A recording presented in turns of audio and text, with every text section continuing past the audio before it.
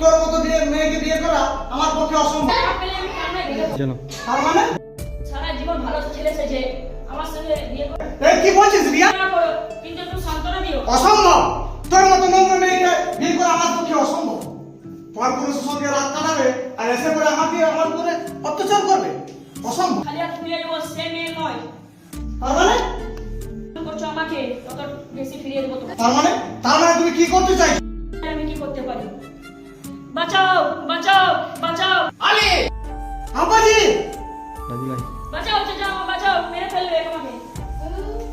হে আব্বাজি, তুমি যেটা দেখছো উল্টাই দেখছো। তুই ছাড় সত্যি, বাকিটা আমি এই রাম মুখ থেকেই শুনি। আব্বাজি এই বাড়িতে আমার কেউ ছিল না ওই সুযোগে। তারপর হয় সে আমাকে খুব পুরস্কার দেয়। আমাকে এবার কে বিয়ে করবে? আব্বাজি এই তোর উচ্চ শিক্ষা নো না, তো আমি মাথার ঘাম পায়ে ফেলে সারাদিন উপার্জন করে তোর পেছনে টাকা ঢেলেছি, কি এইটা কি ফালতু? ওরে লম্পট, এই মেয়েটা যখন সমাজের সামনে আঙুল তুলে কথা বলবে, এই রহমানের শিক্ষিত ছেলে তাকে বাড়িতে নিয়ে গিয়ে শ্লীলতাহানি করেছে, তখন আমি ওই লোকের সামনে কি করে মুখ দেখাবো রে হারামজাদা? কি করছো তুমি? ছেলেকে মারছো কেন? তুমি সরে যাও। কেন? কি করেছে আগে? তুমি এই হতভাগাকে জিজ্ঞেস করো কি করেছে। হয়েছে বাবা, বিয়ার সময় তোমার কি হয়েছে? কিছু নয় মা, আজ আমি শ্লীলতাহানি না করে অপরাধী। অসম্ভব। আলির সঙ্গে এরকম অপবাদ আমি বিশ্বাস করি না। আমি যদি নিজের চোখে না দেখতাম তাহলে আমি হয়তো এই কথাটা বিশ্বাসই করতাম না। আর তাছাড়া কোনো মেয়ে তার নিজের নামে বদনাম করে না। পারে, তারা নিজের নামে বদনাম ছড়াতে পারে।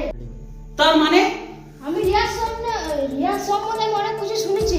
কি শুনেছো আমার জন্য? আমি তো জানি আমার ছেলেকে পাওয়ার জন্য অনেকদিন তুমি ঘুরঘুর করছো বিয়ে করার জন্য। মিথ্যে কথা, ডাহা মিথ্যে কথা। আমি আমার মেয়ের পেছনে গ্রুপ করে। বাবা তুমি কিছু জন্য এলে? আলী আমার একাই পেয়ে শ্লীলতা করে। আলী আমাকে একাই পেয়ে শ্লীলতা করছে। হ্যাঁ, শ্লীলতাহানি। থানায় ডায়েরি করব, কোর্টে কেস করব, ছেলের ঘাইনিটা নিয়ে ছাড়বো আমি। এ কি বলছো তুমি গুলশান ভাই? দোহাই দোহাই গুলশান ভাই, এরকম করো না। চুপ!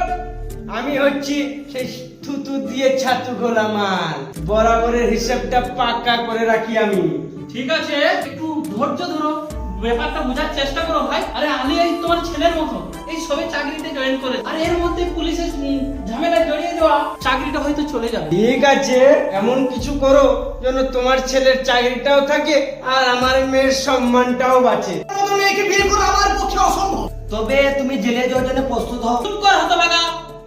দোহাই গুলশান ভাই, তুমি বোঝার চেষ্টা করো, এভাবে বিয়ে হলে লোকে বলবে কি?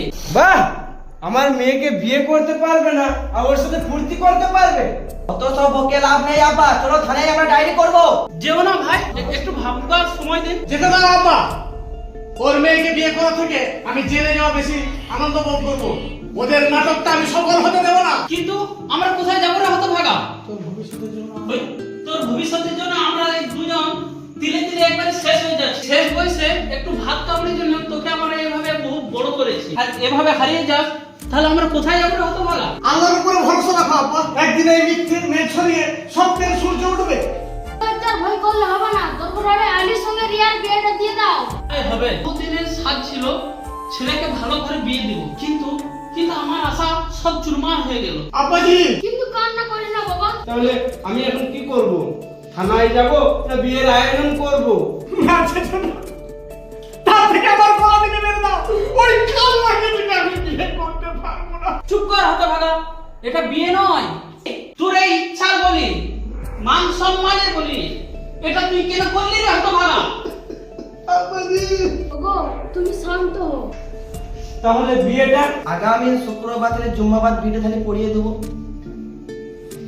না, বিয়েটা আজই হবে, তবে ধুমধাম করে হবে না, ঠিক যেন কবরস্থানে মাটি দেয় সেইভাবে শান্তভাবে হবে, আর একটু একটু করে আলীর সব সুখ স্বপ্ন মাটি চাপা যাবে।